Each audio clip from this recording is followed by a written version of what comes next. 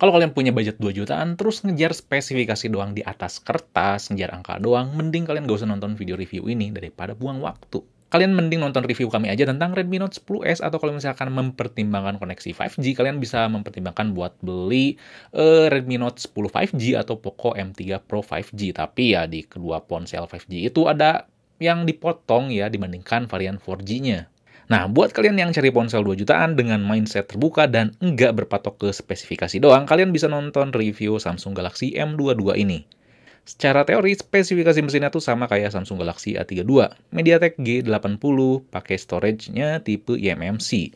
Tapi tentunya banyak potongan hal ini dan itu biar harganya tuh lebih murah jadi 2,7 jutaan aja. Nah, apakah worth it atau enggak? Mari kita bahas lebih lanjut.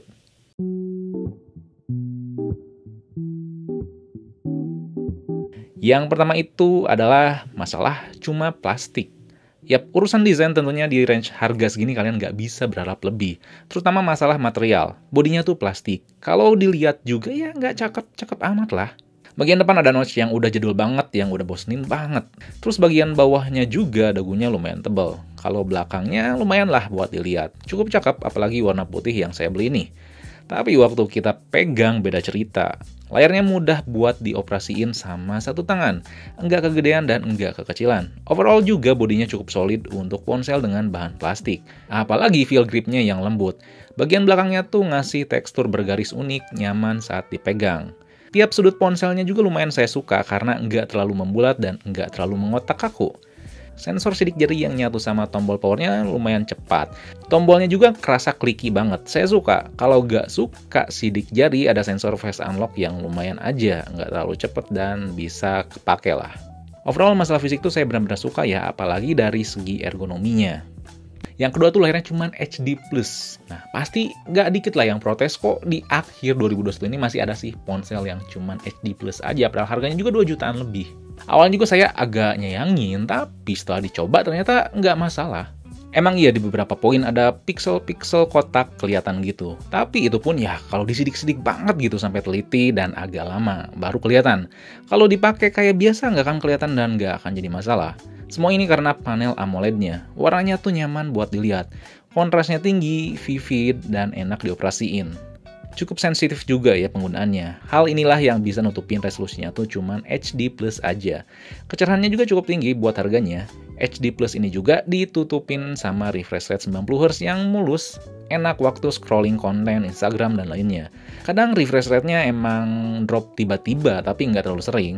Dipakai buat nonton Netflix, YouTube, atau video lainnya fine-fine aja, nyaman buat dilihat. Sekali lagi, resolusi HD+-nya ini tuh nggak jadi penghambat menurut mata saya. Nontonnya juga lumayan kebantu sama speaker mononya ini. Nggak bisa dibilang cempreng dan nggak bisa dibilang lantang. Enjoyable aja. Nggak lupa ada always on display yang bisa nyala terus atau nyala sesuai jadwal. Jadi nggak kayak yang sebelah cuman nampil sementara doang, nggak di tap doang gitu. Oke, ini bisa nampil terus atau sesuai jadwal. Yang ganggu buat saya cuma di bagian depan ya, tadi bosenin banget si poninya, udah capek gitu ya model poni kayak gini. Dan kedua si navigasinya kalau misalkan kita setting di gestur kiri kanan, swipe kiri dan swipe kanan, si gestur yang bagian bawahnya tuh kadang agak kurang responsif ya. Menurut saya ada di bagian update softwarenya aja sih yang harus dibenahi nanti gitu, bukan di hardwarenya. Karena kadang normal, kadang juga enggak. Yang ketiga itu cuma One UI Core. Di sini Samsung masih pakai One UI Core, di mana One UI Core itu cuma menyematkan fitur-fitur esensial dari Samsung, nggak sekomplit One UI biasa. Kalau didengar aja emang kayak bikin ragu gitu ya si label Core-nya ini, tapi sebenarnya enggak. Jadi di sini tuh kita gak akan nemu Bixby, dan saya malah suka ya, nggak makan tempat, nggak bikin berat, jadi cuma ada Google Assistant aja ya buat ngebantu keseharian kita. Modul Good Lock nggak bisa, nggak ada Edge Lighting juga, nggak ada Secure Folder, nggak ada Easy Mode, terus nggak ada Screen Recorder. Karena nggak banyak fitur inilah, One UI Core nggak seberat One UI biasa. Tapi One UI Core ini tuh nggak split dulu, karena sekarang udah bisa diamanin sama Knox. Terus ada fitur clipboard, ada dual messenger, ada Samsung Pay, kustomisasi penampilan tetap komplit juga, mulai dari ubah navigasi, edge panel, tema-tema, hide apps, pokoknya adalah. Hal yang ada dan nggak ada tadi nggak bikin kehilangan jati diri si ponsel Samsung ini. Masih tetap terlihat simple, seamless, dan unik. Semua hal tersebut bikin experience di ponsel itu tetap asik. Walaupun secara spesifikasi meragukan. Karena pakai One UI Core yang dipangkas ini itu yang udah tadi dibahas, makanya walaupun hanya berbekal tipe penyimpanan eMMC 5.1, jadi nggak masalah, fine-fine aja. Buat multitasking, pindah ke sana dan ke sini, buat sosmedan, browsing, buat jual online, ngetik, dan kerjaan sehari-hari lainnya tuh nyaman dan oke. Experience-nya juga lebih oke karena ponselnya udah didukung fitur hardware NFC dan ada FM radio. Sebuah hal yang sudah mulai terlupakan tapi masih beberapa orang tuh cari fitur FM radio. Dan karena fitur ini gak sekomplit One UI biasa, jadi baterainya juga nggak masalah. Biasanya kan seri M tuh 6000-an ke atas ya dikenalnya. Tapi 5000 juga nggak masalah, kebantu ya dari sisi softwarenya yang optimal dan lebih ramping. Seharian pemakaian kasual baterai ponsel itu jangan dikhawatirin. Coba main Instagram sambil dengerin Spotify pakai mobile data selama 15 menit dan volumenya speaker tuh 50%-an, baterai ngurangin 3% aja. Streaming anime 24 menit di Netflix pakai WiFi, baterai ngurangin 3%. Main PUBG Ultra Smooth pakai WiFi juga selama setengah jam, baterai ngurangin 11%. Jadi jangan khawatirin masalah baterai, di samping karena softwarenya baik, juga karena layarnya tuh cuma HD Plus aja. Kalau Full HD Plus, pasti baterainya nggak akan seawet kayak gini. Yang mungkin harus sabar tuh ada di sektor pengisian dayanya. Ini dengan baterai 5000 mAh, kalian tuh cuma dibekalin charger 15 watt aja. Dikala ya kompetitornya di harga segini tuh udah ada yang mampu 33 watt. Saya coba ngisi 15% ke 90% itu makan waktu 1,5 jam. Tapi masalah penyimpanan kalian jangan khawatir karena ini udah ada 128 GB dan bisa ditambah micro SD yang slotnya itu terpisah dari dual SIM-nya. Dan ngomong-ngomong tadi main game cukup nyaman juga ya buat saya di harganya ini. Karena saya tuh bukan tipe orang yang gila gaming banget ya. Main PUBG Smooth Ultra cukup nyaman di harganya ini. Suhunya hangat aja dan layarnya cukup sensitif di harganya saat main game. Kalau dipaksain main Genshin Impact ya bisa-bisa aja. Tapi kita mainnya di settingan grafis terendah dan nggak lancar kayak ponsel spesifikasi lainnya yang seharga. Yang pasti dengan MediaTek G80 dan RAM 6GB kalian jangan berharap gaming yang benar-benar gila gitu. Gaming casual ya oke, tapi di sini dengan spesifikasi software dan hardware yang ada tuh Samsung lebih memanjakan kita ke keseharian dan produktivitas kita lainnya gimana. Buat sosmedan, browsing, ngerjain tugas, atau buat jualan online itu bisa nopang kita banget. Apalagi buat jualan online kita kebantu banget sama aplikasi toko.